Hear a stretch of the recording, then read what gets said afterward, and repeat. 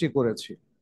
আরেকটি আয়াতে আল্লাহ সুবহানাহু ওয়া তাআলা বলেন, ওয়ালাকাদ বাআতনা ফি কুল্লি উম্মাতির রাসূলান আন ই'বুদুল্লাহ ওয়াজতানিবুত তাগুত। তিনি বলেছেন যে আমি প্রত্যেক উম্মত, প্রত্যেক জাতির মধ্যে অবশ্যই একজন রাসূল প্রেরণ করেছি এই নির্দেশ দিয়ে যে তোমরা ইবাদত করো আমার এবং তাগুতকে পরিহার করো। তাহলে এখানে উবুদিয়্যাহ অবলম্বন করা এটি আল্লাহর নির্দেশ এবং নির্দেশনা। এবং মানুষ সৃষ্টির মূল লক্ষ্যই হচ্ছে এই যে তারা আল্লাহর ইবাদত বন্দেগী করবে এবং আল্লাহর বান্দা হবে। শাইখুল ইসলাম ইবনে তাইমিয়া রাহিমাহুল্লাহ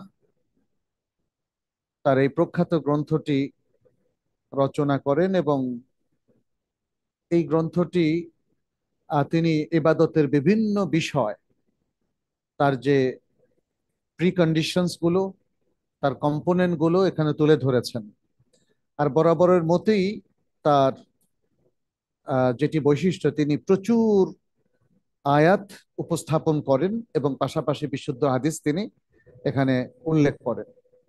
তো আমরা সরাসরি তার এই গ্রন্থে আহ, ইনশাল্লাহ প্রবেশ করছি। তার আগে তার ছাত্রদের কিছু কথা এখানে তুলে ধরি। ইবনু আব্দুল হাদি তিনি আল উকুদ আদ-দুররিয়াতে শাইখুল ইসলাম ইবনু তাইমিয়ার গ্রন্থাবলী উল্লেখ করার সময় বলেন, ওয়াকাইদাতুন ফিল কালাম আলা কাউলিহি তাআলা ইয়া আইয়ুহান নাসু উবুদু রাব্বাকুমুল লাযী খালাকাকুম আল আয়া তুসাম্মা আল উবুদিয়্যাহ ওয়া হিয়া জালিলাতুল কদর। তিনি বলেছেন যে আল্লাহ সুবহানাহু ওয়া তাআলার বাণী ইয়া আইয়ুহান নাসু উবুদু রাব্বাকুমুল লাযী খালাকাকুম, যেটা সূরা আল বাকারার প্রথম দিকের আয়াত, 21 নম্বর আয়াত। সেই আয়াতে সে আয়াতের উপর শাইখুল ইসলাম ইবনে তাইমিয়া কথা বলতে গিয়ে এটাকে একটা কায়দা হিসেবে উপস্থাপন করেছেন, মূলনীতি। আর এই মূলনীতিটার উপর তার যে ডিসকাশন বা আলোচনা, সেটার নামই পরবর্তীতে হয়ে গিয়েছে আল উবুদিয়াহ। এটি এখন গ্রন্থাগারে মানে গ্রন্থ হিসাবে এটি মুদ্রিত হয়েছে এবং এর অনেকগুলো মুদ্রণ আছে। ইবনে আব্দুল হাদি তিনি বলছেন ওয়াহিয়া জালিলাতুল কদর, এটি অত্যন্ত গুরুত্বপূর্ণ এবং মর্যাদা সম্পন্ন একটি গ্রন্থ। আহ, জামাল উদ্দিন আহ, ইবনে মিরাদ তিনি মুরজামুল কুতুবের মধ্যে এই কিতাবটিকে ইবনে তাইমিয়ার দিকে নিসবত করেছেন। এবং ইবনে তাইমিয়া রাহমাহুল্লাহর আরেকজন বিখ্যাত ছাত্র ইমাম ইবনুল কাইয়িম রাহমাহুল্লাহ, তিনি তার একটি রিসালা বা বই, যেটির নাম হচ্ছে আসমাউ মুআল্লাফাতি শেখুল ইসলাম ইবনু তাইমিয়া, ইবনু তাইমিয়ার লিখিত গ্রন্থাবলীর নামসমূহ, এরকম একটা রিসালা তার আছে। সেখানের 9 নম্বর পৃষ্ঠায় তিনি বলেছেন ওয়া নাহওয়া সাবঈনা ওয়ারাকা, এটি ইমাম ইবনু তাইমিয়া রাহমাহুল্লাহ লিখিত 70 পাতার একটা বই। এখন এটা মুদ্রিত। ইমাম ইবনু তাইমিয়া রাহমাহুল্লাহ এই বইটা শুরু করেছেন ইবাদতের সংজ্ঞা দিয়ে।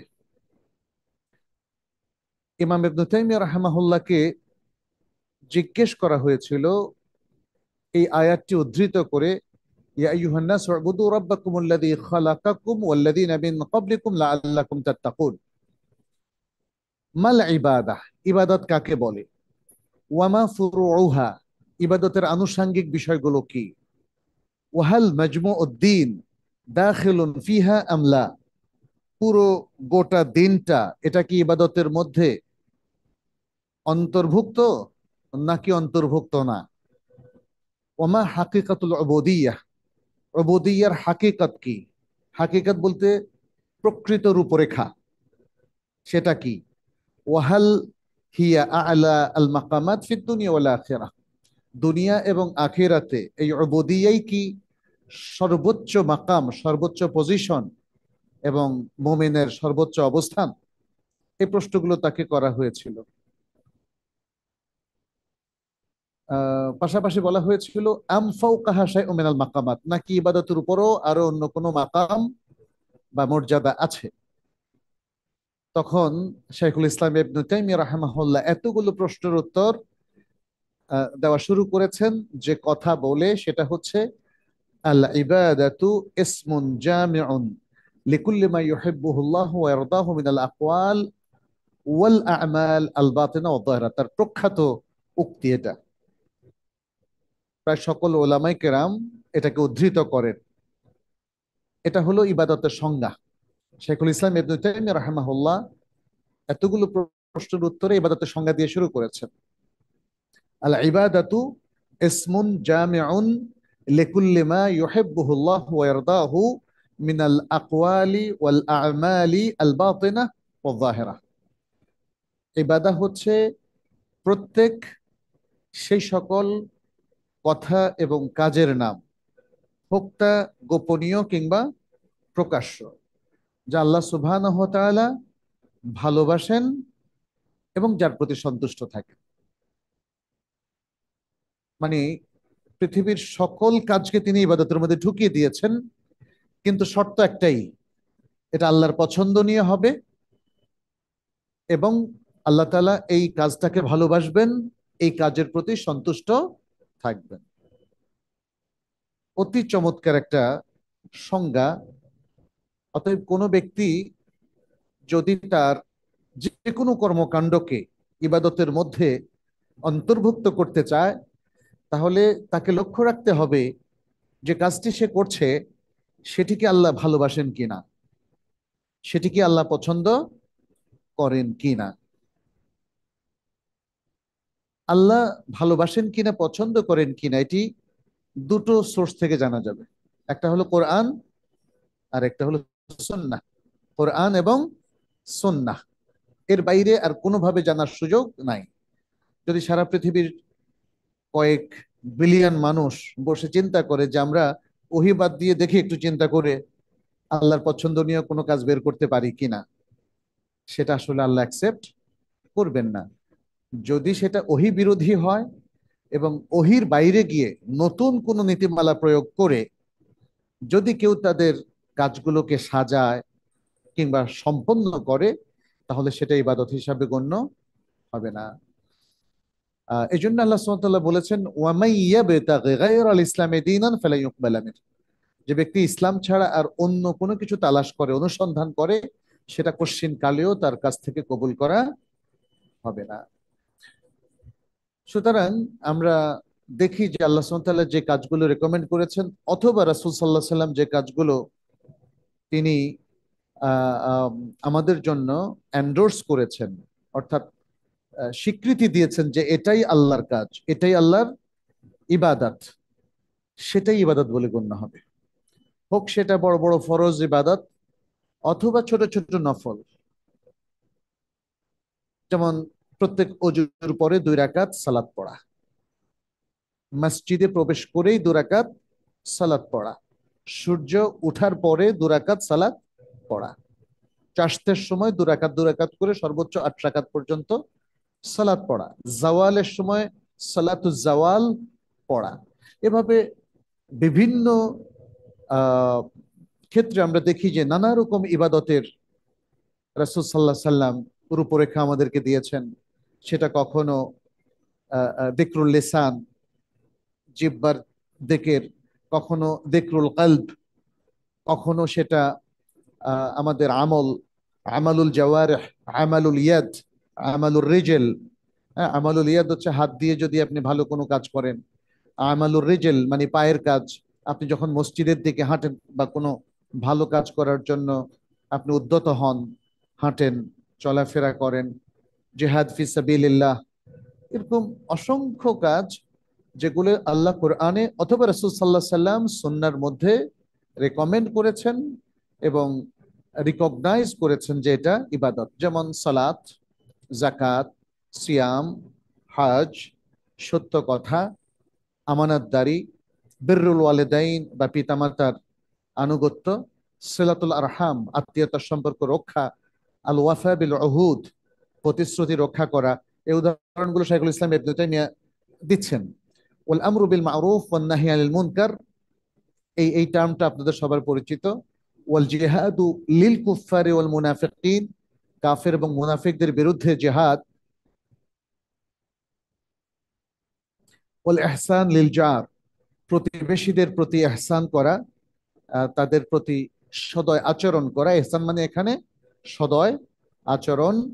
ওয়াল ইয়াতিম ওয়াল মিসকিন ওয়াবনিস সাবিল ওয়াল মামলুক, এবং ইয়াতিম, মিসকিন যারা হতদরিদ্র, ইবনুস সাবিল মুসাফির, এবং মামলুক কৃতদাস বা কৃতদাসী, তাদের প্রতি সদয় আচরণ। মিনাল আদমিয়িন, চাই তারা মানুষ হোক অথবা মানুষ ছাড়া, ওয়াল বাহায়েম, এমনকি পশুর প্রতি সদয় আচরণ, এটাও ইবাদত হিসাবে গণ্য হবে। ও দোয়া, দোয়া একটা ইবাদা। ও দিকের, সেটা যে কোনো দিকেরই হোক না কেন, বাট সেটা মাশরু পন্থায়, শরিয়া সম্মত পন্থায় দিকের হতে হবে, সেটা ইবাদা। ওয়াল কিরাআহ, কোরআন পাঠ অথবা ওহির কোনো জ্ঞান পাঠ করা ইত্যাদি, এ সকল কিছু তিনি বলছেন ওয়া আমসালু যালিকা মিনাল ইবাদাহ, ওয়া আমসালু যালিকা মিনাল ইবাদাহ, এরকম আরো যত কাজ আছে সেগুলো ইবাদতের অন্তর্ভুক্ত। তাহলে এই ইবাদতগুলো আল্লাহ সুবহানাহু ওয়া তাআলা অথবা তার রাসূল সাল্লাল্লাহু আলাইহি সাল্লাম কর্তৃক স্বীকৃত হতে হবে। কারণ তারা যেটাকে স্বীকৃতি দিয়েছেন সেটার প্রতি আল্লাহ সন্তুষ্ট। ইবাদত প্রণয়নের অধিকার আল্লাহ সুবহানাহু ওয়া তাআলা আর কাউকে দেননি, এটা তিনি নিজের হাতে রেখেছেন। রব হিসাবে, ইলাহ হিসাবে এটা তিনি নিজের হাতে রেখেছেন। ব্যক্তি শুধু তার নির্দেশিত পন্থা ইবাদত করবে, কিন্তু নিজের মতো করে ইবাদত করার অধিকারও যেমন তার নাই, নতুন কোনো ইবাদত প্রণয়নের অধিকারও তার নাই। তাহলে এখানে ইবাদতের বেশ কয়েকটা বিষয় আমাদের সামনে ক্লিয়ার, যে ইবাদত একটা প্রোগ্রাম হিসাবে কে দেবেন? আল্লাহ সুবহানাহু ওয়া তাআলা। ইবাদতের রূপরেখা এটাও আল্লাহ সুবহানাহু ওয়া তাআলা দিবেন, কার মাধ্যমে? রাসূলুল্লাহ সাল্লাল্লাহু আলাইহি সাল্লামের মাধ্যমে। এখন যে ইবাদতটা আমরা প্রাপ্ত হয়েছি সেটা রাসূল সাল্লাল্লাহু আলাইহি সাল্লাম যে রূপরেখা ফরম্যাট দিয়েছেন এর বাইরে আর কোনো ফরম্যাট গ্রহণযোগ্য নয়। অতএব এই ইবাদতকে কাস্টমাইজ করা, ইবাদতের কোনো অংশ পরিবর্তন করে ফেলা বা এটাকে কাটছাঁট করা কিংবা এটার মধ্যে কোনো কিছু সংযোজন করার কোনো অধিকার কোনো মানুষের নাই। এটা মুসলিমেরও নাই, কাফেরও নাই, মুনাফিকেরও নাই, কারোই নাই। কারোই ইবাদতের গায়ে হাত দেওয়ার কোনো অধিকার নেই। তাহলে ইবাদতটা পেতে হবে বিশুদ্ধ দলিলের মাধ্যমে।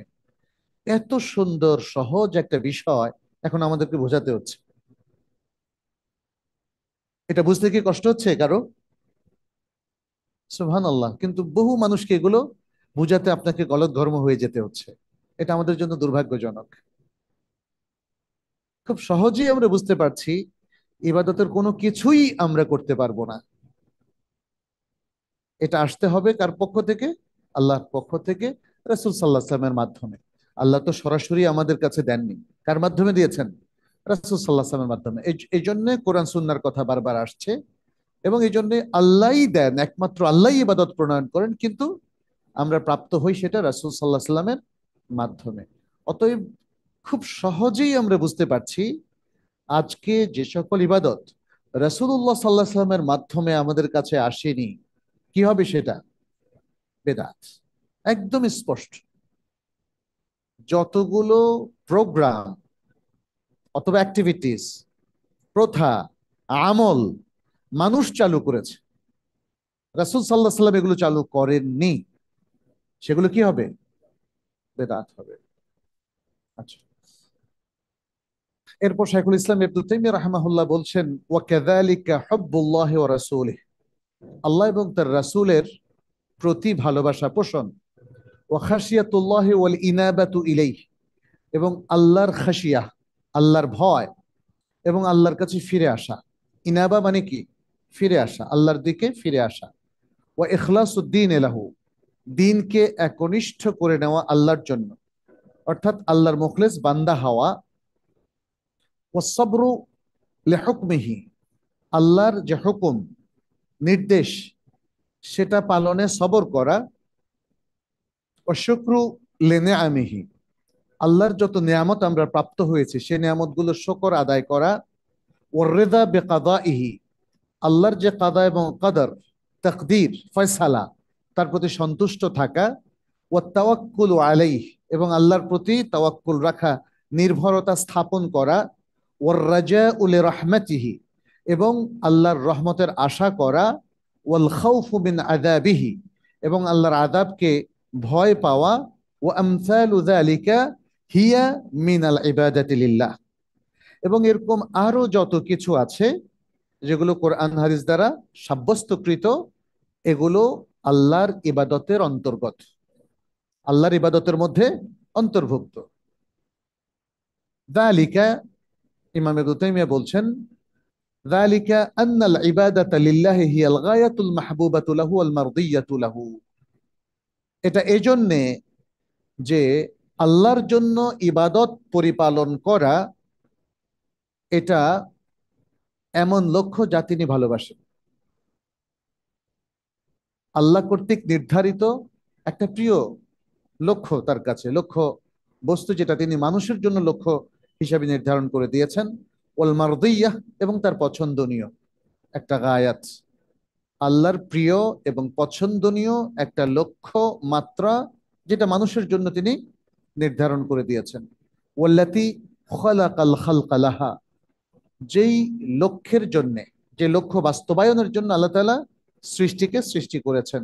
কামা কাল আল্লাহ তাআলা, যেমন আল্লাহ সুবহানাহু ওয়া তাআলা বলছেন, ওয়ামা খালাকতুল জিন্না ওয়াল ইনসা ইল্লা লিয়াবুদুন, সূরাতুদ যারিয়াত 56 নম্বর আয়াত। ওয়া বিহা, শাইখুল ইসলাম বলছেন, ওয়া বিহা আরসালা জামিআর রাসূল, এই উদ্দেশ্য দিয়েই তিনি সকল রাসূলদেরকে প্রেরণ করেছেন। তাইলে সকল নবী রাসূল ইবাদতের এই উদ্দেশ্য সাধনের জন্য এবং তার উম্মতদেরকে ইবাদত শেখানোর জন্য, ইবাদতের পদ্ধতি তাদেরকে রপ্ত করানোর জন্য আল্লাহ তাদেরকে পাঠিয়েছেন। তাহলে রাসূলদের কাজ ছিল কি?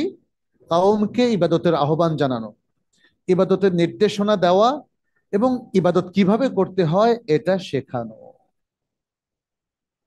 এই জন্যই আমরা বলি, দেখেন, মানে আল্লাহ সুবহানাহু ওয়া তাআলার যে তৌহিদ বাস্তবায়নের জন্যে, বা যে তৌহিদের তারবিয়ত দেওয়ার জন্যে, যে তৌহিদের জ্ঞান শেখানোর জন্য আল্লাহ নবী রাসূলদেরকে সবাইকে প্রেরণ করেছেন, সেটা হলো তৌহিদুল উলুহিয়া। তৌহিদুল উলুহিয়া, তৌহিদুল উলুহিয়া মানে হচ্ছে তৌহিদুল উবুদিয়্যাহ, তৌহিদুল ইবাদাহ। সকল নবী রাসূলকে আল্লাহ তাআলা এই ইবাদত এর পয়গাম দিয়ে, ইবাদতের প্রোগ্রাম দিয়ে পাঠিয়েছেন। যাও, তোমার উম্মত, তোমার জাতির লোকদেরকে ইবাদত শিখাও এবং আল্লাহর ইবাদত পালনের জন্য নির্দেশ দাও। কামা ক্বালা নূহুন লিকাওমিহি, শাইখুল ইসলাম বলছেন, কামা ক্বালা নূহুন লিকাওমিহি, যেমনটি নূহ আলাইহিস সালাম তার জাতিকে বলেছেন। কে কোট করেছেন? নূহ আলাইহিস সালামের এই কাউলটা, উদ্ধৃতিটা কে কোট করেছেন? আল্লাহ সুবহানাহু ওয়া তাআলা কোট করেছেন। উ'বুদুল্লাহা মা লাকুম মিন ইলাহিন গায়রুহু, উ'বুদুল্লাহ ইয়া কওমি উ'বুদুল্লাহ মা লাকুম মিন ইলাহিন গায়রুহু, তোমরা আল্লাহর ইবাদত করো, তিনি ছাড়া তোমাদের সত্যিকার আর কোনো ইলাহ নেই, মাবুদ নেই। وكذلك قال هود وصالح وشعيب وغيرهم لقومهم, অনুরূপভাবে হুদ আলাইহিস সালাম, সালেহ আলাইহিস সালাম, শুআইব আলাইহিস সালাম এবং অন্য সকল নবী তার জাতির লোকদেরকে নির্দেশ দিয়েছিলেন। কোরআন সেগুলো কিন্তু উদ্ধৃত করেছে।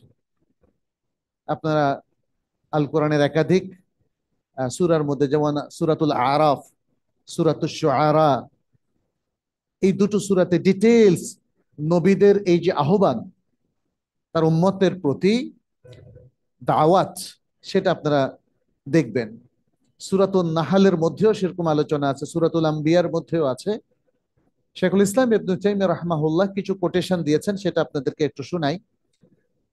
তিনি বলেছেন, ওয়াকালা তাআলা, আর আল্লাহ সুবহানাহু ওয়া তাআলা বলেন, ওয়ালাকাদ বাআতনা ফি কুল্লি উম্মাতির রাসূলান আন ই'বুদুল্লাহা ওয়াজতানিবুত তাগুত ফামিনহুম মান হাদাল্লাহু ওয়া মিনহুম মান হাক্কাত আলাইহিদ দালালাহ। আর নিশ্চয়ই আমরা প্রত্যেক জাতির মধ্যে একজন রাসূল প্রেরণ করেছিলাম এই নির্দেশ দিয়ে যে তোমরা আল্লাহর ইবাদত করো এবং তাগুত পরিহার করো। তখন তাদের মধ্য থেকে ছিল কিছু লোক যাদেরকে আল্লাহ হেদায়েত দিয়েছেন, এবং তাদের মধ্য থেকে আরো কিছু লোক ছিল যাদের উপর দালালাত, ভ্রষ্টতা সাব্যস্ত হয়েছিল, কারণ তারা সত্যকে মেনে নেয় নাই, ইবাদতকে তারা অস্বীকার করেছে, ফলে তাদের উপর দালালাত, ভ্রষ্টতা বা বিচ্যুতি সাব্যস্ত হয়েছিল, বাস্তবায়িত হয়েছিল। সূরা নাহলের 36 নম্বর আয়াত। ওয়াকালা তাআলা, শাইখুল ইসলাম বলছেন, ওয়াকালা তাআলা ওয়ামা আরসালনা মিন ক্বাবলিকা মির রাসূলিন ইল্লা নূহি ইলাইহি আন্নাহু লা ইলাহা ইল্লা আনা ফা'বুদুন। আর তোমার পূর্বে হে রাসূল, যত রাসূলই আমরা প্রেরণ করেছি তার কাছে এ ওহী পাঠিয়েছিলাম যে আমি ছাড়া সত্যিকার আর কোনো ইলাহ নেই, অতএব আমার ইবাদত করো। এটা সূরাতুল আম্বিয়ার 25 নম্বর আয়াত। ওয়াকালা তাআলা ইন্না হাযিহি উম্মাতুকুম উম্মাতান ওয়াহিদা, ইন্না হাযিহি উম্মাতুকুম উম্মাতান ওয়াহিদা ওয়া আনা রাব্বুকুম ফা'বুদুন। নিশ্চয়ই তোমাদের এই উম্মত একটাই উম্মত, আর আমি তোমাদের রব, অতএব আমার ইবাদত করো। সূরাতুল আম্বিয়ার 92 নম্বর আয়াত। কামা ক্বালা ফিল আয়াতিল উখরা, যেমনটি আল্লাহ সুবহানাহু ওয়া তাআলা অন্য আরো একটি আয়াতে বলেছেন, শাইখুল ইসলাম উদ্ধৃতি দিয়ে যাচ্ছেন, ইয়া আইয়ুহার রুসুলু কুলু মিনাত তাইয়্যিবাতি ওয়া'মালু সালিহান ইন্নী বিমা তা'মালুনা আলীম ওয়া ইন্না হাযিহি উম্মাতুকুম উম্মাতান ওয়াহিদা ওয়া আনা রাব্বুকুম ফাত্তাকুন। বলেছেন, হে রাসূলগণ, তোমরা পবিত্র খাদ্য খাও এবং আমলে সালেহ করো, ভালো কাজ করো। নিশ্চয়ই তোমরা যে আমল করছো আমি তার ব্যাপারে সম্যক অবহিত, অবগত। আর তোমাদের এই জাতি একটাই জাতি, অত এবং আমি তোমাদের রব, অতএব আমাকে ভয় করো, আমার তাকওয়া অবলম্বন করো। সূরা আল মুমিনুনের 51 এবং 52 নম্বর আয়াত। শাইখুল ইসলাম বলছেন, ওয়াজআলা যালিকা লিজামান লিরাসূলিহি ইলাল মাউত। এবং আল্লাহ সুবহানাহু ওয়া তাআলা এই কাজটি কি? ইবাদত। ইবাদতটাকে রাসূল সাল্লাল্লাহু আলাইহি সাল্লামের জন্য লাজেম করে দিয়েছিলেন, অপরিহার্য করে দিয়েছিলেন। কতদিনের জন্য, কত বছরের জন্য? ইলাল মাউত। ইলাল মাউত, ইলাল মাউত মানে কি? মৃত্যু পর্যন্ত। এটা 1 বছর, 2 বছর, 3 বছরের জন্য না, মৃত্যু পর্যন্ত ইবাদত করা তার রাসূলের জন্য অপরিহার্য করে দিয়েছিলেন আল্লাহ সুবহানাহু ওয়া তাআলা। যেমন তিনি বলেছেন সূরাতুল হিজরের 99 নম্বর আয়াত, ওয়া'বুদ রাব্বাকা হাত্তা ইয়াতিয়াকাল ইয়াকিন। ওয়া'বুদ রাব্বাকা, এবং তুমি তোমার রবের ইবাদত করো, হাত্তা ইয়াতিয়াকা, যতক্ষণ না তোমার কাছে আসে আল ইয়াকিন। ইয়াকিন প্রত্যয়। ইয়াকিনটা কি এখানে? মাউত, মৃত্যু। মৃত্যু ইয়াকিনের চাইতেও আরো বেশি ইয়াকিন। আমাদের অনেকের কত বিশ্বাস আছে, তাই না? সেই বিশ্বাসগুলো কিন্তু বাস্তবে নাই। অতএব বিশ্বাস করলেই যে বাস্তবায়িত হবে তা না। মৃত্যুকে ইয়াকিন বলা হয়েছে, দৃঢ় প্রত্যয় যুক্ত একটা বিষয়। তা আমরা তো কত কিছুতেই প্রত্যয় রাখি, কিন্তু শেষ পর্যন্ত সেটা আর হয় না। আল্লাহ যেটাকে ইয়াকিন বলেন, আল্লাহ যেটা আসবে বলেন, সেটা আসে এবং সেটাই হয়। সুতরাং আল্লাহ তাআলা এখানে এই আয়াতে মূলত রাসূল সাল্লাল্লাহু আলাইহি ওয়াসাল্লামকে বলছেন, তোমার মৃত্যু আসা পর্যন্ত তুমি আল্লাহর ইবাদত করতে থাকো, ক্ষান্ত দেওয়া যাবে না। আচ্ছা,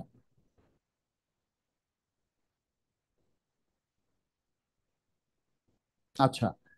আহ এরপর শাইখুল ইসলাম বলছেন, ওয়া বিযালিকা ওয়াসাফা মালাইকাতাহু ওয়া আম্বিয়াআহ। আল্লাহ সুবহানাহু ওয়া তাআলা ইবাদতের এই বৈশিষ্ট্য দিয়েই তিনি তার ফেরেশতা এবং নবীদের গুণাগুণ বর্ণনা করেছেন। উবুদিয়্যাহ, নবী কি আল্লাহর বান্দা কিনা? জি, বান্দা। ফেরেশতারা আল্লাহর বান্দা কিনা? আল্লাহর বান্দা। তিনি বলছেন ওয়ালাহু মান ফিস সামাওয়াতি ওয়াল আরদি ওয়া মান ইনদাহু লা ইয়াস্তাকবিরুনা আন ইবাদাতিহি ওয়া লা ইস্তাহসিরুন ইউসাব্বিহুনা আল-লাইলা ওয়ান নাহারা লা ইয়াফতুরুন। সূরা আল-আম্বিয়ার 19 এবং 20 নম্বর আয়াত। আসমান সমূহ এবং জমিনে যা কিছু আছে সকলই তার নিয়ন্ত্রণে, তার মালিকানাধীন। কার মালিকানাধীন? আল্লাহ সুবহানাহু ওয়া তাআলার মালিকানাধীন। এই আসমান জমিনে যা কিছু আছে তার মালিক কে? আল্লাহ। আল্লাহ। ওয়ামান ইনদাহু, আর তার কাছে যারা আছেন, কারা? ফেরেশতারা। তারা তার ইবাদত থেকে কখনোই অহংকার করে না যে আমি আল্লাহর ইবাদত করব না, কারণ যে অহংকার করেছে সে তো ইবলিস হয়ে গেছে। ফেরেশতাদের সাথে ছিল, সে ফেরেশতা ছিল না, কারণ আল্লাহ তাআলা কোনো ফেরেশতাকেই তার অবাধ্য হওয়ার ক্ষমতা অর্পণ করেন নাই। ইবলিস কি ছিল? জিন। এটা আল্লাহ তাআলাই কানা মিনাল জিন্নে, কানা মিনাল জিন, ইবলিস ছিল জিন জাতির অন্তর্ভুক্ত। বাট তার ইবাদতের মানে কি বলে যে বাহুল্যে আল্লাহ সুবহানাহু ওয়া তাআলা তাকে অনেক বড় মাকাম দিয়েছেন। বলছে এখন ঠিক আছে, অনেক ইবাদত করেছো, এবার তুমি ফেরেশতাদের সাথে থাকো। কিন্তু ইবলিস তো ইবলিসই, ইবলিস তো আর ফেরেশতা হতে পারে নাই, ফলে সে অহংকার করে বসলো। কিন্তু যারা আল্লাহর কাছে আছেন, মালাইকা এবং ফেরেশতাগণ, আল্লাহ তাদের এখানে প্রশংসা বলছেন, লা ইয়াস্তাকবিরুনা আন ইবাদাতিহি, তারা আল্লাহর ইবাদত করতে কখনো অহংকার করে না যে না, আল্লাহর কি ইবাদত করব, আমি তো অনেক বড়, অনেক ভালো, অনেক উত্তম, যেমনটি শয়তান করেছিল।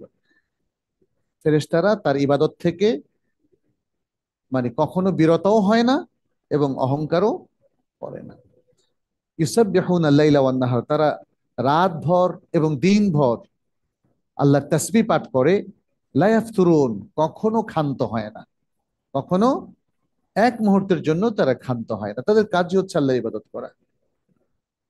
ওয়াকালা তাআলা, আল্লাহ সুবহানাহু ওয়া তাআলা বলছেন, ইন্নাল্লাযীনা ইনদা রাব্বিকা লা ইস্তাকবিরুনা আন ইবাদাতিহি ওয়া ইউসাব্বিহুনাহু ওয়া লাহু ইয়াসজুদুন। সূরাতুল আরাফের 206 নম্বর আয়াত, শেষ আয়াত, এটা সেজদার আয়াত। হ্যাঁ, নিশ্চয়ই তার রবের কাছে যারা আছেন তারা তার ইবাদত থেকে তার ইবাদত করতে তারা অহংকার করেন না, এবং তারা তার তাসবিহ পাঠ করেন এবং তার জন্য সেজদা করেন। তাহলে এখানে ফেরেশতাদেরকেও দেখা যাচ্ছে আল্লাহ তাআলা এমন ভাবে তৈরি করেছেন যে তারা তার ইবাদত থেকে কখনোই ক্ষান্ত হয় না। এই ইনফরমেশন কি আছে আমাদের কাছে, বা এটা নিয়ে আমরা কি কখনো ভাবি কিনা? আমাদের অধিকাংশ মানুষ ভাবে ফেরেশতাদের কথার ভাইবা লাভ কি? অনেক লাভ আছে। এই ফেরেশতারা আপনার কাছে ফজরে একবার আসে, আপনার পক্ষে কথা বলে যদি আপনি ফজরের সালাতটা ঠিক মতো আদায় করেন। আবার আসরে আরেকবার আসে, আরেক দল, প্রতিবার নতুন ফেরেশতারা আসে। যদি তারা আপনাকে সালাতরত অবস্থায় পায়, আল্লাহর কাছে বলে যে গিয়েও দেখছি সালাত পড়ে, আসার সময় দেখছি সালাত। ফেরেশতাদের কথা তো আমাদের ভাবতে হবে। আল্লাহর প্রিয় বান্দাদের বৈশিষ্ট্য হচ্ছে তারা ইবাদত থেকে কখনোই বিচ্ছিন্ন হয় না। আমরাও যদি আল্লাহর প্রিয় বান্দা হতে চাই, তাহলে ইবাদত করতে হবে কি হবে না? ইবাদত করতে হবে। ইবাদত যদি কেউ বাদ দিয়ে দেয় আর সে নিজেকে ভালো মানুষ মনে করে, এটা কখনোই ইসলামী আকীদায় এটা কখনোই গ্রহণযোগ্য নয়। সুবহানাল্লাহ। ইমাম ইবনে তাইমিয়া রাহিমাহুল্লাহর আল উবুদিয়া গ্রন্থটা দেখেন, আমাদের বাংলাদেশের লাখ লাখ স্কুলের মধ্যে একটাতেও পাঠ্য নেই, কিন্তু হরিচন্দ্র, হরিরাম এই সমস্ত জিনিস এখন পাঠ্য হয়ে গেছে। আল্লাহ পুরো জাতির চিন্তা চেতনাকে নষ্ট করে দেওয়ার চক্রান্ত। উবুদিয়্যা যদি কোনো মুসলিম সন্তান শিখতে না পারে, তবে ভালো মুসলিম হতে পারবে না। আমাদের ভালো ডাক্তার, ভালো সায়েন্টিস্ট, ভালো প্রকৌশলী হয়ে লাভ কি যদি আল্লাহর ভালো বান্দা হতে সে না পারে? আসলে কোনো লাভ নেই। আপনি ডায়াগনোসিস সেন্টার গুলো যায় দেখেন, বড় বড় ডাক্তাররা কত বড় বড় দুর্নীতি করে, যে যত বড় তার দুর্নীতি তত বড়। পুলিশের আইজি সাহেবের দুর্নীতি দেখেন একদম আইফোনের চাইতেও, মানে আইফোন যেমন ফোনের মধ্যে গ্রেটেস্ট, তার দুর্নীতিও সুবহানাল্লাহ। কারণ তারা ওবুদিয়া পড়ে নাই, জানে নাই, শেখে নাই। আল্লাহর বান্দা কি করে হতে হয় এটা তারা শিখে নাই। ফলে পৃথিবীর অনেক বড় বড় দেশের অনেক বড় বড় পদবি তারা হোল্ড করেছে, কিন্তু সবচেয়ে নিকৃষ্ট কাজটি তারা করেছে। আল্লাহর ফেরেশতাদের কথাও আমাদের এই জন্য ভাবতে হয়, কারণ আল্লাহর সকল ফেরেশতা তার প্রিয় বান্দা। কারণ কখনোই তারা আল্লাহর নির্দেশ অমান্য করে না, আল্লাহর অবাধ্য কখনোই তারা হয় না। অতএব আল্লাহর আরেক সৃষ্টি, আরেক বান্দা মানুষ, সে আল্লাহর অবাধ্য হয়ে কি করে তার প্রিয় হবে? সে আল্লাহর অবাধ্য হয়ে কি করে জান্নাত পাবে? সে দুর্নীতি করে কি করে উন্নয়ন করবে? কি করে সফল মানুষ হবে? এটা আল্লাহ কিন্তু একটা সিস্টেম, মনে রাখবেন। যে কোনো প্রতিষ্ঠানে যখন দুর্নীতি শুরু হয়ে যায়, ওই প্রতিষ্ঠান আর সফল হবে না। যে কোনো পরিবারে যখন অন্যায় জুলুম শুরু হয়ে যায়, ওই পরিবার আর কোনোদিন সফল হবে না, সুখীও হবে না। যে দেশের মধ্যে দুর্নীতিতে আকণ্ঠ নিমজ্জিত হয়ে যায় সবাই, ওই দেশ কোনোদিন পৃথিবীর বুকে বুক চেতিয়ে দাঁড়াতে পারবে না। তাদের অধঃপতন এবং তাদের ধ্বংস অনিবার্য হয়ে যায়। সুতরাং মুসলিম প্রত্যেক বান্দাকে, প্রত্যেক মানুষকে অবুদিয়তের হাকিকত নিয়ে তাকে ভাবতে হবে, পড়তে হবে, জানতে হবে, শিখতে হবে এবং বুঝতে হবে যে কি করে সে আল্লাহর খালেস বান্দা হতে পারে। শাইখুল ইসলামের অনেক সুন্দর সুন্দর বই আছে, সবগুলো বই আমাদের পাঠ্যসূচিতে যে কোনো একটা ফরম্যাটে আনা দরকার। আচ্ছা, এরপর তিনি বলছেন ওয়ানাআতা সফওয়াতা খালকিহি বিল উবুদিয়্যাহ, তার সৃষ্টির যারা ক্রিম, উত্তম মানুষ, আল্লাহ তাদেরকে এই উবুদিয়তের বৈশিষ্ট্য দ্বারা বর্ণনা করেছেন। যেমন কি বলেছেন, ফাকালা তাআলা আইনান ইয়াশরাবু বিহা ইবাদুল্লাহি ইউফাজ্জিরুনাহা তাফজীরা। সেখানে একটা প্রস্রবণ থাকবে, জান্নাতের একটা প্রস্রবণের কথা বলা হচ্ছে। সেই প্রস্রবণ থেকে পান করবে ইবাদুল্লাহ। ইবাদুল্লাহ মানে কি তুমি বলো তো? যারা আল্লাহর ইবাদত করে, ঠিক আছে, আল্লাহর বান্দা। এক বচন না বহু বচন? বহু বচন। আব্দুন হলো এক বচন, আব্দুন হলো এক বচন, ইবাদুন বহু বচন। এক বান্দা হলো আব্দুন, অনেক বান্দা হলো ইবাদুন। এখানে বলছে সেই প্রস্রবণ থেকে আল্লাহর বান্দারা পান করবে ইউফাজ্জিরুনাহা তাফজীরা। শুধু তাই না, পৃথিবীতে যদি একটা সুন্দর প্রস্রবণ আপনার থাকে যেখান থেকে আপনি পান করতে পারেন, কিন্তু আপনি যদি হঠাৎ বলেন এই প্রস্রবণটা এদিকে না, না এটা এদিক দিয়ে প্রবাহিত হও, কথা বললে কি হবে? এটা কম্পিউটারে সম্ভব হয়তো বা, এআই কি দিয়ে না, এআই নিয়ে কি বলে, আর্টিফিশিয়াল ইন্টেলিজেন্স, কিন্তু বাস্তবে সম্ভব না। আর জান্নাতে আল্লাহ বলছেন ওয়াইফাজ্জিরুনাহা তাফজীরা, আল্লাহরে বান্দারা এই প্রস্রবণটাকে যেদিকে ইচ্ছা, যেভাবে ইচ্ছা প্রবাহিত করতে পারবে। সুবহানাল্লাহ, ইয়া সালাম, ইয়া সালাম। وقال وعباد الرحمن الذين يمشون على الأرض هونا وإذا خاطبهم الجاهلون قالوا سلاما। আল্লাহ সুবহানাহু ওয়া তাআলা আরো বলেন, ইবাদুর রহমান, রহমানের বান্দারা, করুণাময় আল্লাহর বান্দারা, যারা জমিনে বিনয়ের সাথে চলে, অহংকার করে তারা চলে না, বিনয়ের সাথে চলে। আর যখন জাহেল লোকেরা তাদেরকে সম্বোধন করে তারা বলে সালাম, অথবা বলে আসসালামু আলাইকুম। অর্থাৎ আপনি যখন দেখবেন যে কিছু লোকেরা জটলা পাকিয়ে আজে বাজে কাজ করছে, যেই আসছে তাকেই ধরছে অথবা হট্টগোল করছে, আজে বাজে কথা বলছে, আপনি গন্ডগোল করবেন না। সবচেয়ে বুদ্ধিবৃদ্ধি হচ্ছে আসসালামু আলাইকুম বলে চলে আসে। দেখেন, আসসালামু আলাইকুম বলে তারা খুশি। আরে এই এসে আমাদেরকে সালাম দেয়, হ্যাঁ। কিন্তু আসলে তো আপনাদেরকে বিদায় জানাচ্ছেন। আসসালাম আলাইকুম। তারা তাদেরকে সালাম দিয়ে চলে আসবে, কথা বলবে না। জাহিলদের সাথে কথা বলে কোনো লাভ নেই। আমরা এই জন্য অনেক জাহিল ব্যক্তিদের সাথে মোনাজারা করি না। মোনাজারা বুঝছেন তো? ডিবেট। লাভ নেই তো। মানে জাহেল লোকেরা সব সময় দেখবেন যে মোনাজারা করবে মানে ইন্টেলেকচুয়াল কোনো পন্থায় না, এমন একটা পন্থায় যাতে আপনাকে ডুবাইতে পারে, আপনার ইমেজ নষ্ট করতে পারে, মিথ্যা কথা বলে আপনাকে বিপাকে ফেলতে পারে। যে কোনো নেগোসিয়েশনে জাহেল লোকদের সাথে কোনো নেগোসিয়েশন করতে নাই। আপনি মনে করেছেন বুদ্ধিমানদের সাথে আপনার কথা হবে, কিন্তু যখন দেখলেন যে জাহেল, সালাম দিয়ে চলে আসবে। যাই হোক, এখানে ইবাদুর রহমান, আল্লাহ নিজের দিকে বান্দাকে অবদিয়াতকে নিসবত করেছেন। আমরা যে বলি আব্দুল্লাহ, আব্দুর রহমান, আব্দুল হালিম, তাই না, আল্লাহর বান্দা। ওয়ালাম্মা কালা শয়তান, শেখুল ইসলাম বলছেন, যখন শয়তান আল্লাহকে বলল, কি বলল? রব্বি বিমা আগওয়াইতানি,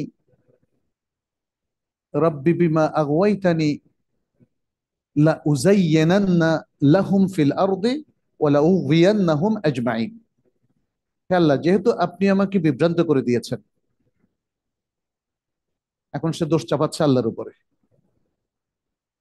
হয়তো বলতে চাচ্ছে, আল্লাহ তুমি তো চাইলে আমার মুখ দিয়ে কথা বাইর নাও করতে পারতা। মানে ইবলিসও দেখেন আল্লাহর দিকে নিসবত করছে, আল্লাহ যেহেতু তুমি আমাকে ভ্রষ্ট করে দিয়েছ, অতএব আমি তোমার বান্দা, লাহুম মানে লিইবাদিক, তোমার বান্দাদের জন্য সুশোভিত করে দেব জমিনকে। এই দুনিয়া যা কিছু আছে সব ভালো লাগে, যত উল্টা পাল্টা জিনিস আছে, ঘুষ খাইতে ভালো লাগে, মদ খাইতে ভালো লাগে, চুরি করতে ভালো লাগে, মানি লন্ডারিং ভালো লাগে, অত্যাচার করতে ভালো লাগে, গুলি করতে ভালো লাগে, মানুষ মারতে ভালো লাগে। বুঝছেন? কি অদ্ভুত ব্যাপার, কি অদ্ভুত ব্যাপার। এটা কে করেছে আসলে? শয়তান। শয়তান। শয়তান বলেছে এই খারাপ কাজগুলো তাদের কাছে আমি সুশোভিত করে দেব, দুনিয়ার সবকিছু, এবং তাদের সবাইকে আমি ভ্রান্ত করব, বিচ্যুত করব, বিচ্যুতির পথে আমি তাদেরকে নিয়ে যাব। মানে এখন তার তো আর কোনো পথ নাই। এই জন্য একটা জিনিস এখানে কিন্তু আরেকটা সত্য প্রকাশ পেয়েছে এই আয়াতের মধ্যে। আমাদের একজন খুবই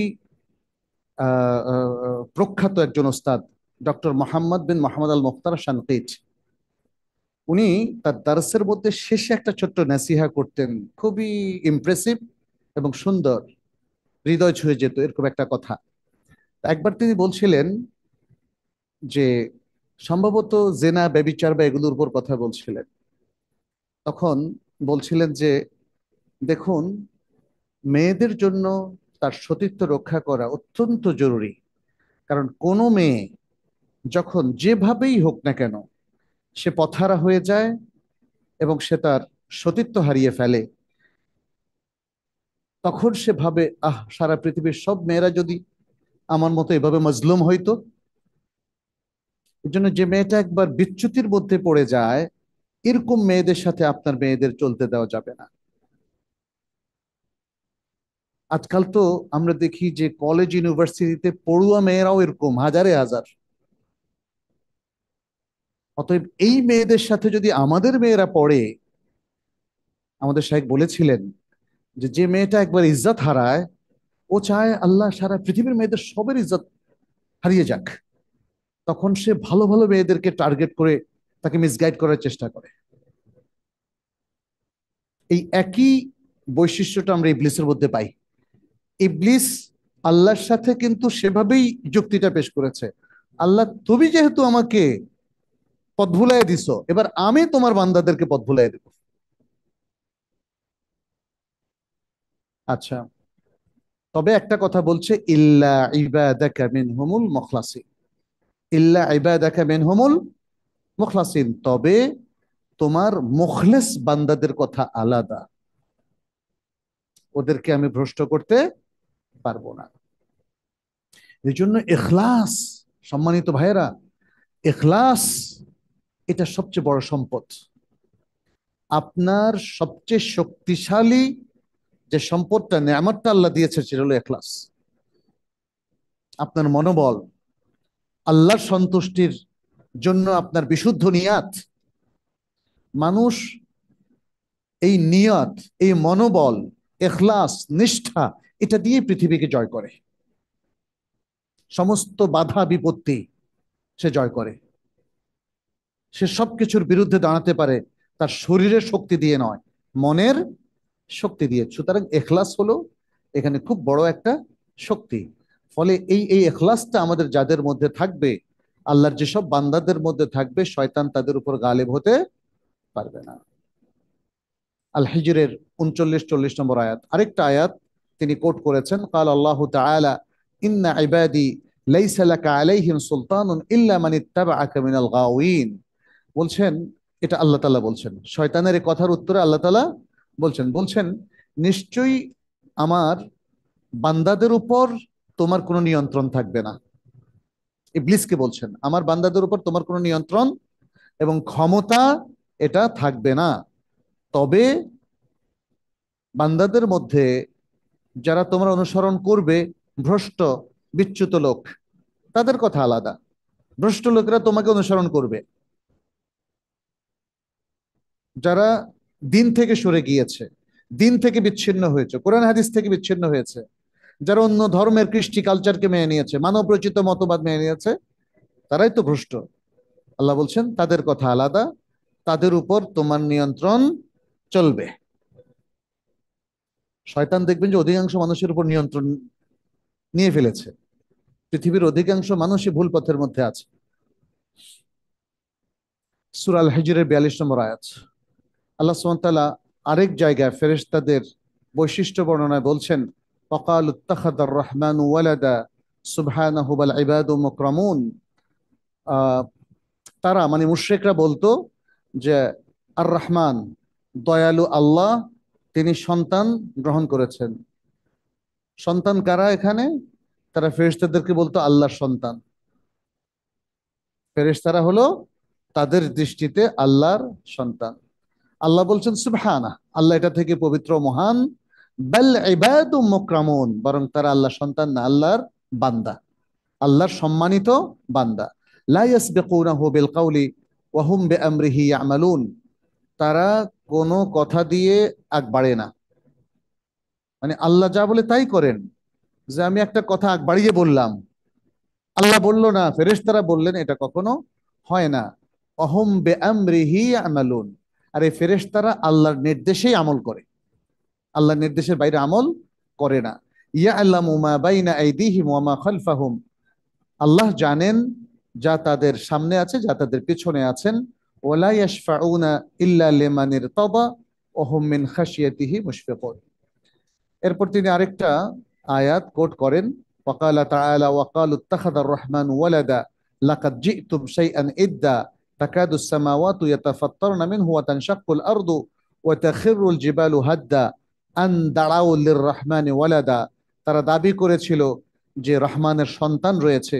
ওমা ইয়ানবাগি লির-রহমানি আন ইয়াত্তাখিযা ওয়ালাদা, অথচ রহমানের জন্য এটা শোভনীয় নয় যে তিনি সন্তান গ্রহণ করবেন।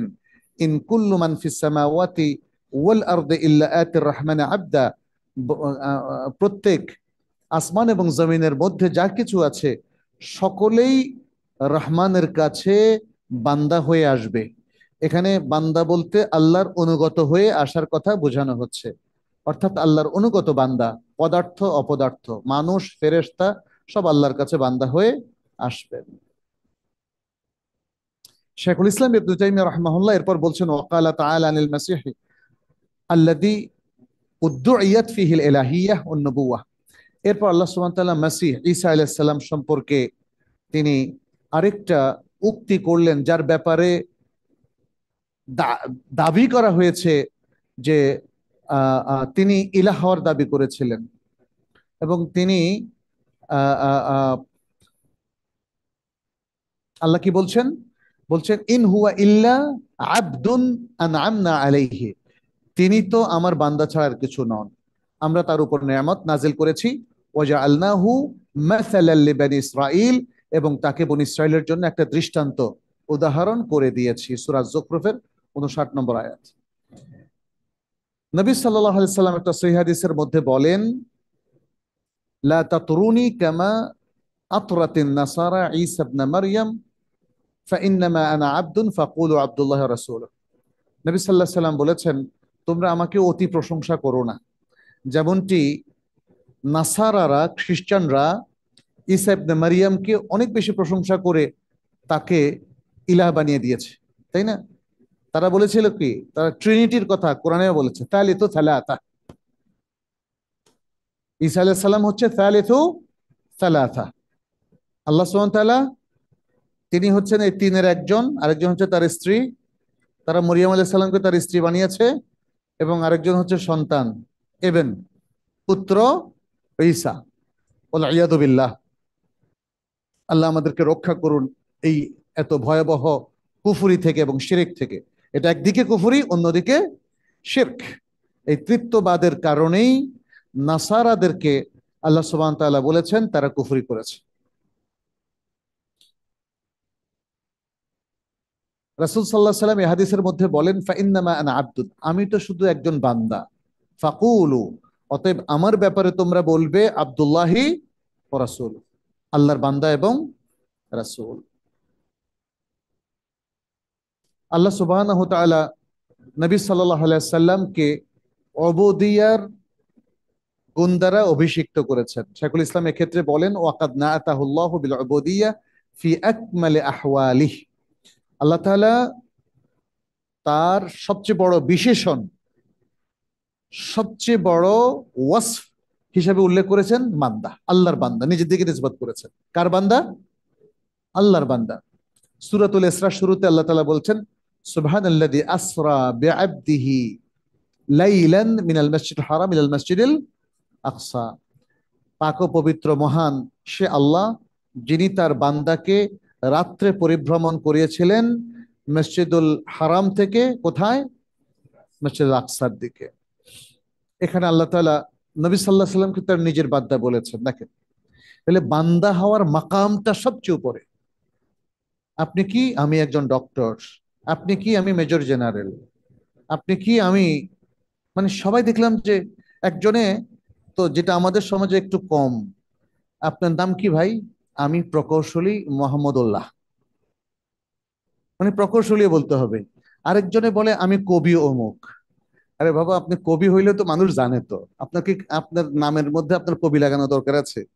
প্রকৌশলী দরকার আছে? যখন নাম জিজ্ঞেস করা হয় তখন কোনো উপাধি আসলে না বলাটাই হচ্ছে সঙ্গত। যদি বলা হয় আপনার নাম কি, আমি অমুক, আপনার পুরো নামটা বলবেন, মোহাম্মদ মনজুর এলাহি। আমি ডক্টর মোহাম্মদ মনজুর বলার দরকার আসলে নাই। আমি প্রকৌশলী মোহাম্মদ মনজুর এলাহি বলার দরকার আসলে নাই।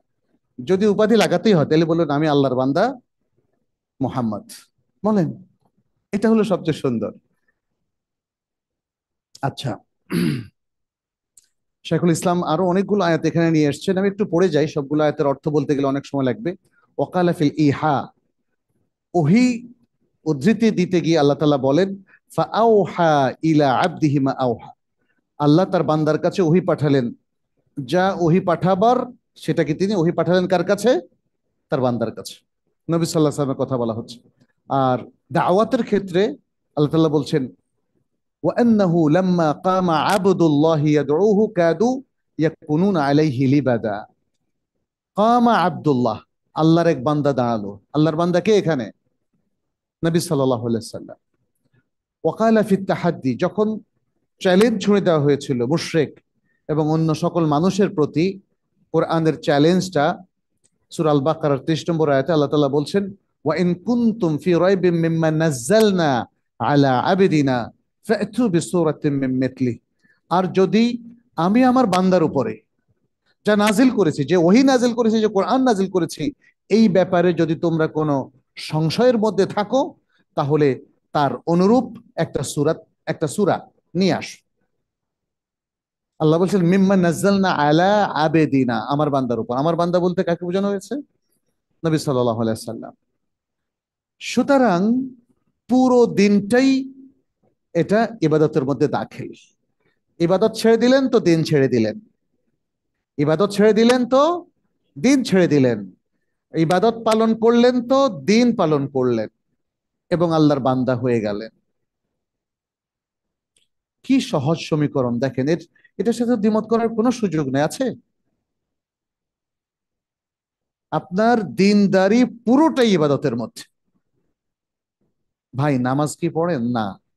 রোজা কি রাখেন? না। হজ কি করেছেন? না। ওমরা কি করেন? না।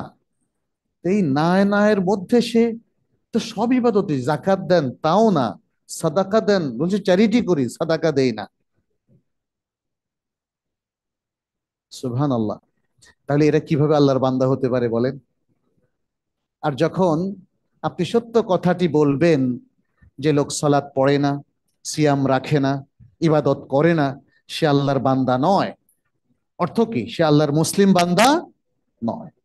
আল্লাহর সৃষ্টিগত বান্দা তো কাফেরও, আবু জাহেলও তো আল্লাহর বান্দা, সেটা তো বোঝানো হচ্ছে না। সে আল্লাহর খালেস মুখলেস মোমেন বান্দা নয়। তখন দেখবেন যে এক লোক, সেকুলার মানুষেরা খুব ক্ষেপে যায়, বলে যে ফতোয়া দান করো। আরে, ইসলামের বিরুদ্ধে সব কথা বলতে পারবেন, তাতে কোনো সমস্যা নাই, এটা মুক্ত স্বাধীন চিন্তা চেতনা। আর যখন আপনি আসলে ইসলামকে তো ধারণই করেন না, যখন বলা হয় অমুক ব্যক্তি আল্লাহর বান্দা নয় কারণ সে সালাত পড়ে না, সে কোরআন পড়ে না, সে কোরআনে বিশ্বাসী না, সে হাদিসে বিশ্বাসী না, তাহলে সে আল্লাহর বান্দা কি করে হতে পারে বলেন তো? এত সব না করেও আপনি আল্লাহর বান্দা কি করে হতে চান? অথচ দিনকে পছন্দ করেন না, কোরআনকে পছন্দ করেন না, হাদিসকে পছন্দ করেন না। এটা আরেকটা পলিটিক্স, বুঝতে পেরেছেন? যে সে যখন দেখে যে মানুষের মধ্যে তার ইমেজটা নষ্ট হয়ে যেতে পারে এবং তার স্বার্থ ক্ষুণ্ণ হতে পারে, কিংবা রাজনৈতিক স্বার্থ সিদ্ধি করতে সে পারবে না, তখন দেখা যায় যে সে বলে, না আমিও আল্লাহর বান্দা, টুপি লাগায়, শুক্রবারের নামাজে আসে। যাই হোক, আমরা দোয়া করি যে আল্লাহ তাদেরকে হেদায়েত করুক। সুতরাং শাইখুল ইসলাম এখানে খুব গুরুত্বপূর্ণ একটা কথা বলেছেন, ফাদ্দীনু কুল্লুহু দাখিলুন ফিল ইবাদাহ। ফাদ্দীনু কুল্লুহু দাখিলুন ফিল ইবাদাহ, দ্বীনের পুরোটাই ইবাদতের মধ্যে শামিল, ইবাদতের অন্তর্ভুক্ত। এর পক্ষে তিনি কিছু দলিল নিয়ে আসলেন, বললেন ওয়াকাদ সাবাতা ফিস সাহিহি আন্না জিবরিলা লাম্মা জাআ ইলা নবী সাল্লাল্লাহু আলাইহি ওয়াসাল্লাম ফি সূরাতি আরাবিয়্যিন ওয়া সাআলাহু আনিল ইসলাম। সহিহ হাদিসের মধ্যে সাব্যস্ত হয়েছে যে জিবরাইল আলাইহিস সালাম যখন নবী সাল্লাল্লাহু আলাইহি সাল্লামের কাছে একজন আরব দেহাতি গ্রামীণ লোকের অবয়বে সুরাতে আসলেন এবং ইসলাম সম্পর্কে জিজ্ঞেস করলেন যে ইসলামটা কি? হে মোহাম্মদ সাল্লাহ সাল্লাম, ইসলামটা কি আমাকে একটু বলে দিন। তখন নবী সাল্লাহ সাল্লাম বললেন, কাল আন তাশহাদা আল্লা ইলাহা ইল্লাল্লাহ ওয়া আন্না মুহাম্মাদুর রাসূলুল্লাহ ওয়া তুকিমাস সালাতা ওয়া তু'তিয়াজ যাকাতা ওয়া তাসুমা রমাদান ওয়া তাহুজ্জাল বাইতা ইন ইসতাতা ইলাইহি সাবিলা। এটা বুখারী মুসলিমের হাদিস।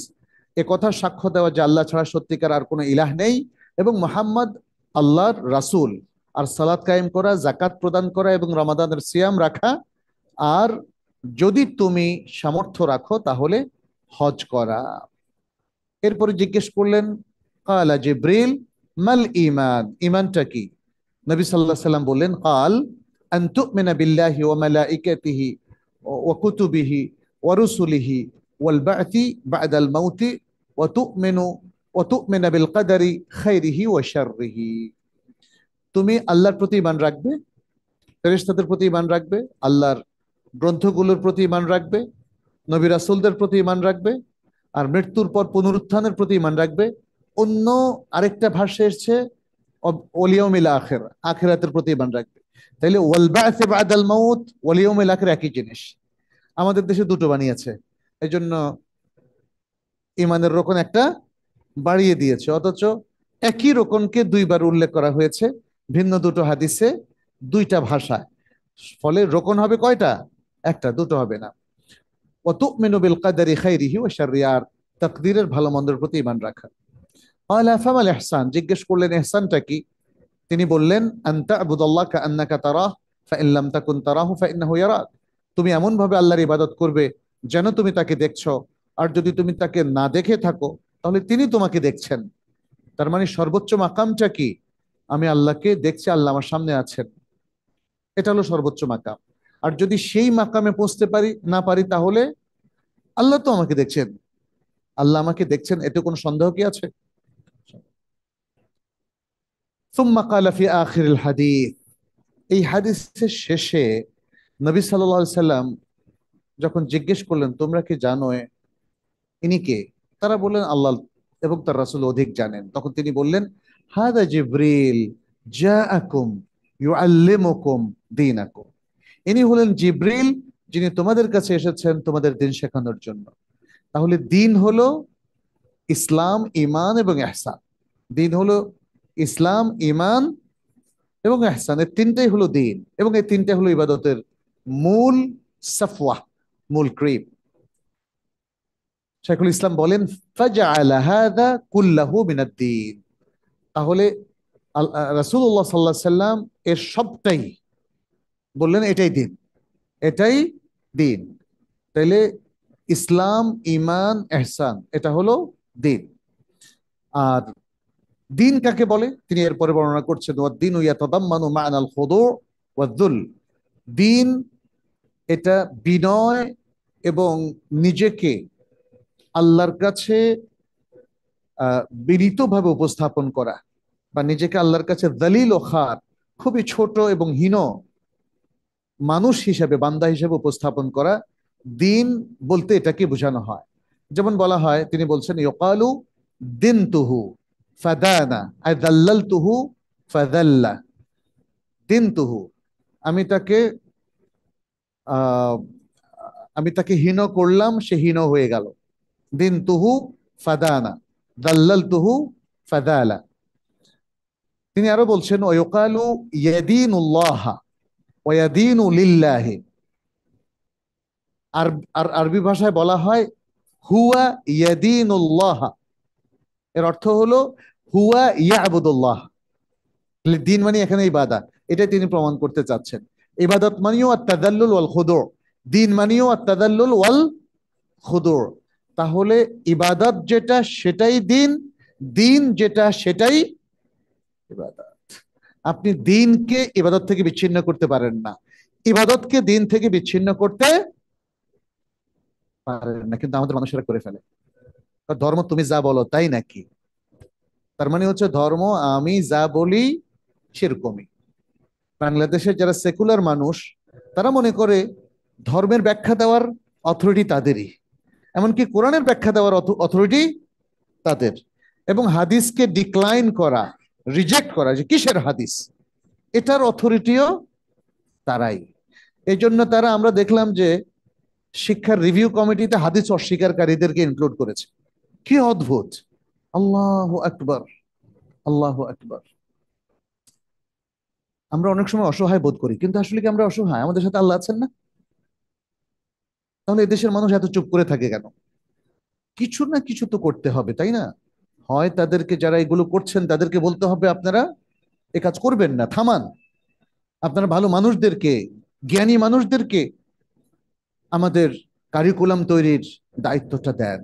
হ্যাঁ, এটা সবাইকে বলতে হবে, লিখতে হবে, সরুচা করতে হবে।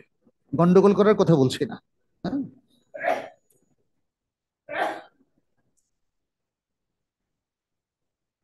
আচ্ছা, আর একটু বলে আমরা শেষ করব, মনে হয় মাগরিবের আজান হয়ে যাবে।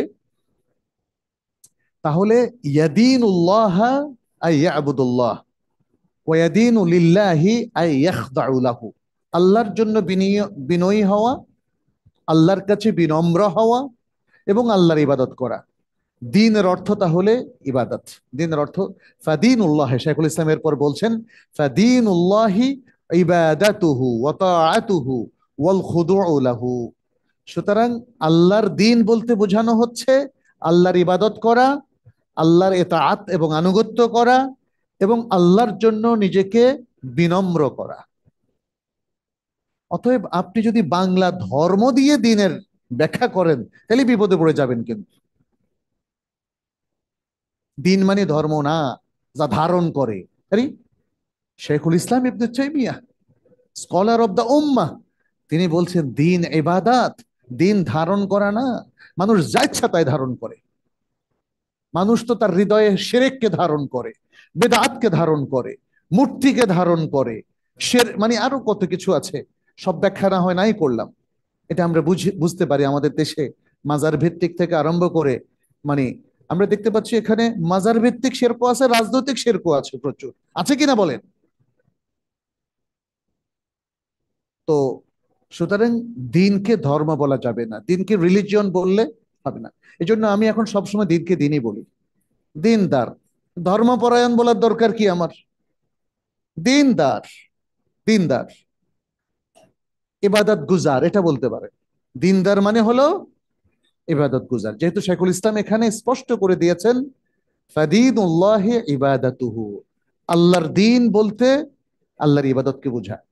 তাহলে ইন্নাদ-দীন ইনদাল্লাহিল ইসলাম, আল্লাহর কাছে ইসলাম হলো দিন। আমাদের লোকেরা মনে করছে আমি ইসলাম ধর্ম গ্রহণ করিলাম আর হইয়া গেল, ব্যাস মুসলিম হইয়া গেলেন। নো, আল্লাহর কাছে দিন হলো ইসলাম, আর ইসলাম হলো ইবাদত। কারণ দেখেন, জিবরিল ইসলামের প্রশ্নের উত্তরে রাসূল সাল্লাল্লাহু আলাইহি ওয়াসাল্লাম কি বললেন? আনতাশহাদা আল্লা ইলাহা ইল্লাল্লাহ ওয়া আন্না মুহাম্মাদুর রাসূলুল্লাহ ওয়া তুকিমাস সালাহ ওয়া তুতিয়াজ যাকাহ ওয়া তাসুমা রমাদান ওয়া তাহুজ্জাল বাইতা ইন ইসতাতা ইলাইহি সাবিলা। এটা তো ইসলাম, তো এগুলো তো ইবাদত। এগুলো ইবাদত না? এগুলো ইবাদত।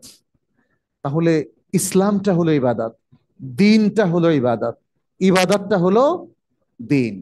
অতএব ইবাদত থেকে কোনো বিচ্ছিন্ন ব্যক্তি মুসলিম না, এবং আল্লাহর অনুগত বান্দাও না। সে আল্লাহর বিদ্রোহী বান্দা, অবাধ্য বান্দা। যেমনটি যারা কুফরি এবং শিরকে লিপ্ত অবাধ্য, সেও আল্লাহর অবাধ্য বান্দা। আজকে আমরা এতটুকুই রাখি, তাই না? ইনশাল্লাহ নেক্সট ডে এটা চলমান থাকবে। আল্লাহর কাছে দোয়া করি তিনি যেন আমাদের সবাইকে তার মুখলিস বান্দা হওয়ার তৌফিক দান করে, এবং আমরা যেন তার সত্যিকার ইবাদত করতে পারি, এবং ইবাদতের মধ্যে আমরা যেন কোনো গাফলতি প্রদর্শন না করি। আল্লাহ যেন আমাদের সবাইকে সঠিক সুন্দরভাবে ইবাদত করার তৌফিক দান করেন, আমিন। আচ্ছা, কিছু প্রশ্ন এসেছে, আমরা দ্রুত মাগরিবের আগে উত্তরটা দিয়ে দেই। ফজরের সময় বাসা থেকে সুন্নাহ পড়ে মসজিদে গিয়ে দেখি জামাতের এখনো দেরি আছে, সেক্ষেত্রে আমি কি দুখুল মসজিদ বা অন্য কোনো নফল সালাত পড়তে পারবো? আপনি শুধু দুখুল মসজিদটা পড়বেন, কারণ ফজরের পরে সূর্য ওঠা পর্যন্ত রাসূল সাল্লাল্লাহু আলাইহি সাল্লাম আর কোনো নফল পড়তে নিষেধ করেছেন, এবং তিনি নিজেও ফজরের 2 রাকাত সুন্নাহ ছাড়া এবং দুখুল মসজিদ ছাড়া আর কোনো কিছু পড়েন নাই। আমার প্রশ্ন হলো, চলতে ফিরতে কাজ করতে সব সময় কি আমরা রাসূল সাল্লাল্লাহু আলাইহি সাল্লামের উপর দরুদ পড়তে পারি? আপনি রাসূল সাল্লাল্লাহু আলাইহি সাল্লামের উপর দরুদও পড়বেন, আবার তাসবিহ তাহলিলও করবেন। রাসূল সাল্লাল্লাহু আলাইহি সাল্লামের উপর দরুদ পাঠ করা এটা একটা ফজিলতের আমল, কিন্তু আল্লাহর যিকির তার চেয়ে বড় আমল। এখন তাই বলে কি আমরা একটাকে আরেকটার বিপরীতে দাঁড় করাবো? না, আমরা দুরূদও পড়বো, আবার যিকিরও পড়বো।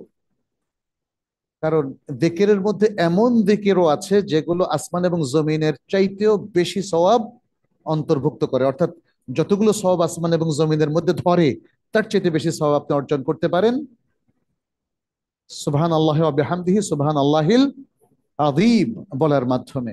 তাহলে যিকিরটা কেন আমরা ইগনোর করব? যিকির আমরা ইগনোর করব না, আমরা আল্লাহর যিকিরও পড়ব, মুখে, লেসানে, কলবে, আমলের মাধ্যমে, এবং পাশাপাশি নবী সাল্লাল্লাহু আলাইহি সাল্লামের উপর দুরূদও পাঠ করব।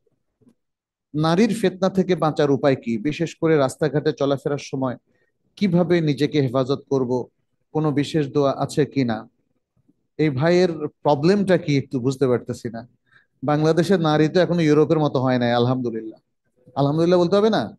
বাংলাদেশের নারী বেসামাল চলে নির্দিষ্ট কয়েকটা এরিয়াতে, হয় কোনো শিক্ষা প্রতিষ্ঠানে, অথবা কোনো নাইট ক্লাবে, অথবা কোনো গুলশান পাড়া টাইপের এরকম গুলশান ক্লাবে, ঢাকা ক্লাবে, রাস্তাঘাটে। এখনো আমাদের মেয়েরা পৃথিবীর বহু দেশের চাইতে ভালো আছে। সুতরাং যেহেতু ভালো আছে, 2-4টা যদি দেখা যায় যে তারা অশ্লীল কোনো পোশাক পরেছেন, দৃষ্টি অবনমিত রাখবেন। এটা সূরা নূরের মধ্যে আল্লাহ তাআলা পুরুষকেও বলেছেন, নারীকেও বলেছেন। পুরুষকে আগে বলেছেন। আমাদের সমস্যা হচ্ছে আমরা পুরুষরা মনে করি পর্দা নারীর জন্য। বলে দিয়েছি পর্দা নারীর ভূষণ, আর পুরুষের জন্য কুশন নাকি? নারী পুরুষ উভয়কেই পর্দা করতে হবে। কুল্লিল মুমিনিনা ইয়াগুদ্দু মিন আবসারিহিম ওয়া ইয়াহফাযু ফুরুজাহুম। মুমিন পুরুষদেরকে বলে দিন তারা যেন তাদের দৃষ্টিকে অবনমিত রাখে। আপনার জন্য এটাই করণীয়। তবে তার আগে আরেকটা জিনিস লাগবে, অন্তরের মধ্যে দিনদারি দিয়ে ভরে দিতে হবে, ভরে রাখতে হবে। মরুভূমিতে যাওয়ার সময় যেমন মশকের মধ্যে পানি ভরে রাখেন, রাস্তায় ঘাটে যেখানেই চলাফেরা করেন অন্তরটাকে দিনদারি তাকওয়া ইমান দিয়ে ভরপুর রাখেন, তখন দেখবেন দৃষ্টি নিচে রাখতে কোনো সমস্যা হবে না।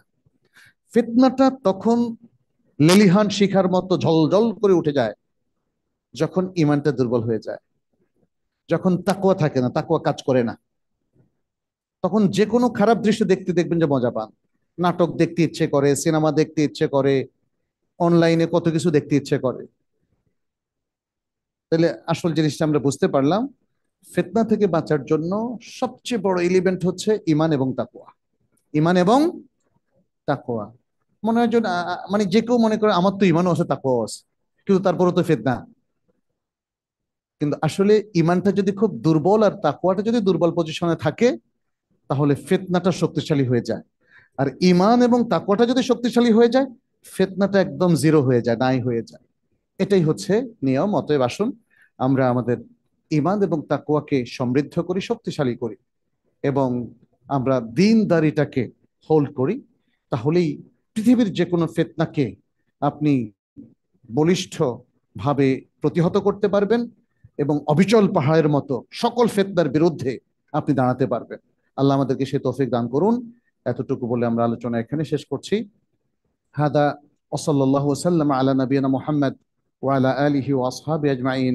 সুবহানাকাল্লাহুম্মা ওয়া বিহামদিক আশহাদু আল্লা ইলাহা